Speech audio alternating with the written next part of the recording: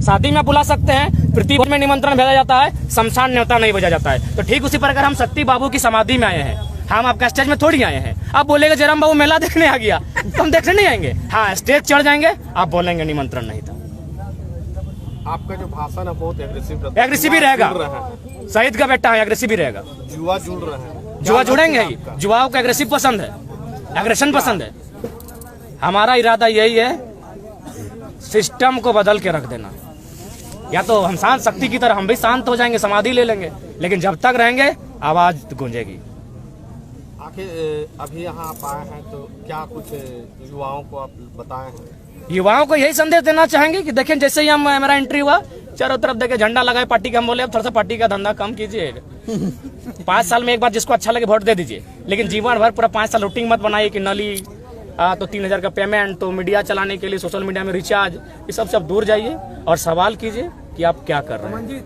विधायक जी कह रहे हैं कि मेरा ही क्षेत्र से जयराम चुनाव लड़े, पता चल जाएगा कितना हमें है। पहला बात तो विधायक जी को मनाइए, और सबनीय बयान है, वो 20 साल 25 साल से राजनीतिक विधायक रह चुके, हम तक नया लड़का है, तो उनको चैलेंज हमको नहीं देना चाहिए।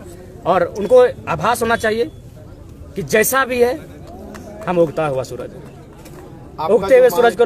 आपका जो मांग था 32 से 27%, क्या फिर 15 तारीख को तब दे दी 36% बाहरी को नौकरी? क्या करेंगे 32 का? चबाक खाएंगे? विधायक जी को पहला सवाल कीजिए कि 36% वैकेंसी जो सहायक अभियंता का आता है, उसमें 36% बाहरी लोग हैं। बोलिए हम लोग पेपर दें?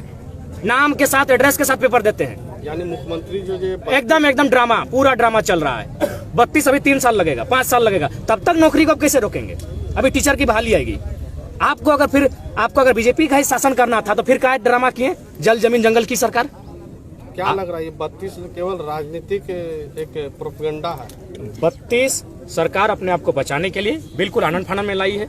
आप एक रणनीति तय करके लाते, आप बिल्कुल अगर 32 लाई भी है तो फिर भी हम आभार करते हैं, लेकिन उससे पहले आपके पास क्या विजन है? ठीक है, 32 क्या अभी आप लागू हो गया है?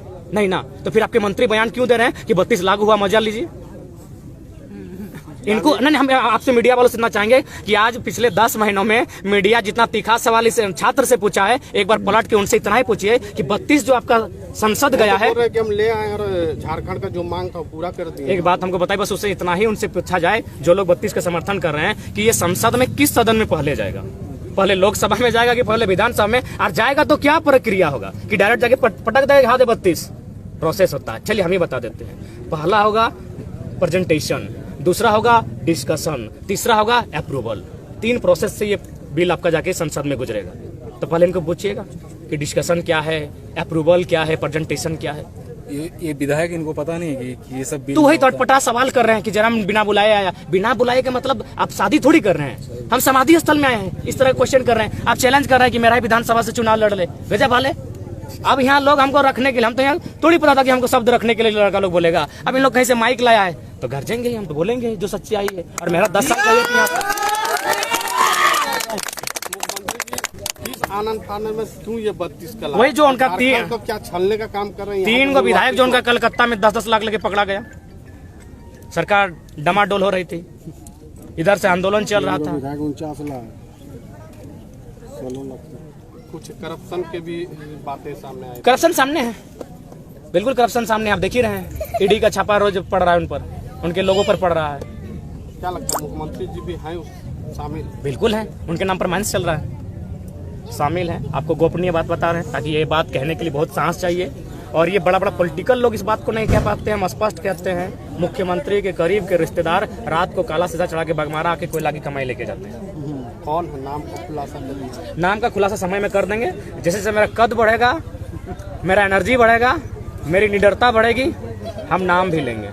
बस इतना जान लीजिए, उनके करीबी रिश्तेदार हैं जो काला शीशा चढ़ा के आते हैं और यहाँ से कोयला की कमाई बगमारा से लेके जाते हैं। मतलब अब जयराम जी अवैध कोयला कारोबार को रोकने के लिए भी अब बिल्कुल करेंगे। कोयला का जितना भी कोयला का खदान है, चाहे टाटा सिजवा रहे चाहे जमा डबा रहे, हमारे पुरखों की जमीन पर है, वो हमारे लोग हैं, उनकी जमीनों पर है। उन्हें क्या मिला? उन्हें क्या मिला? एक नौकरी मिली, साधारण सी नौकरी 40 साल तक। 40 साल के बाद तो फिर वो क्या उनके बच्चों को फिर मिला? इसीलिए अब लड़ाई बहुत लंबी होगी। गोली भी मिला है? गोली भी मिला है, निश्चय ही मिला है। कल 4 को मिला, सॉरी कुछ दिन पहले 4 को मिला, गोली भी मिला है। उसको किस रूप में देखते हैं? जयराम जी क्या करेंगे उसको? हम लोग आंदोलनकारी हैं, हम लोगों में आक्रोश भरना है, लोगों को एक सही दिशा देना है, विशेषकर युवाओं को, और एक ऐसा मूवमेंट तैयार करना है जो हम लोग पहला प्रयास करेंगे कि हल संवैधानिक तरीके से हो, और नहीं तो फिर उलगुलान होगा, मरता क्या नहीं करता। कोयला चोरी का जिम्मेवार किसे मानते हैं? कोयला चोरी का जिम्मेवार हम तो मानते हैं पढ़े लिखे ब्यूरोक्रेट्स को। मंत्री लोग पढ़ा लिखा नहीं है। आप तो उसे डट डपकार के बात कर सकते थे, आप 60 साल की सर्विस करते हैं, उन लोग 5 साल के लिए करता है। ब्यूरोक्रेट्स सबसे ज्यादा दोषी है कोयला चोरी के लिए। धनबाद में 600 करोड़ का कोयला प्रत्येक महीना, उसमें सुनने में आया है पार्टी की क्या जो वर्तमान सरकार है उनके पार्टी के कोई लीडर है वो 800 करोड़ का कोयला उनके नाम पर उतना कमा चुके हैं इस सरकार में, 800 करोड़।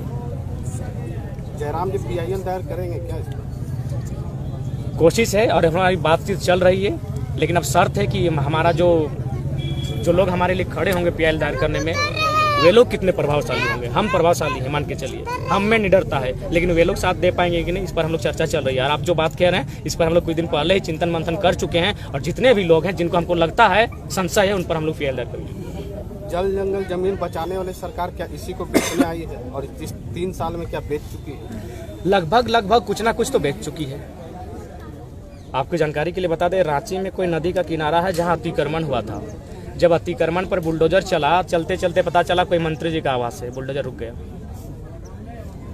तो सरकार का कथनी करनी अंतर है? बिल्कुल, कथनी और करनी में अंतर है। एक IAS के यहाँ से 25 करोड़ बरामद होता है, एक मामूली सा प्रतिनिधि के यहाँ पैसा बरामद होता है।